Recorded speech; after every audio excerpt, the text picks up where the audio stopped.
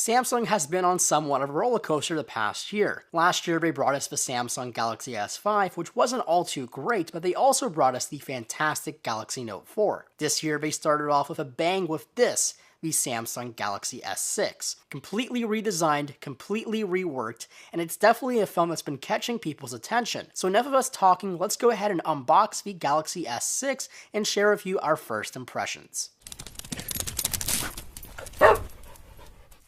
The first thing we notice is the box is completely more modern. Gone is the weird looking fake wood and welcoming a modern and clean looking box. Also, the font itself has changed from the old Galaxy S5 to a more simple and modest Galaxy S6. Now let's go ahead and slide off the cover and we'll just lift up the top of the lid of the box to reveal the beautiful looking Samsung Galaxy S6 in this deep blue color called Black Sapphire. Lifting up the phone immediately shows off what's new and changed on the Galaxy S6. This is by far the best feeling Samsung phone, and it may even be one of the best feeling phones around. It's Gorilla Glass 4 on the front and the back, and it has these beautiful metal signs with Xperia Z3-esque lines. It's also radically more thin than the Galaxy S5, and it just sits beautifully in the hand. But before we get too carried away, let's look at what else comes inside the box. Inside we'll find a packet full of manuals and safety information telling you not to lick your Galaxy S5 and not to plug in your toaster into the micro USB port. Underneath that, you'll find a set of earphones, a micro USB cable, and a standard issue fast charging wall wart. And now we can get back to the main piece of the show, the Galaxy S6. Let's talk specs.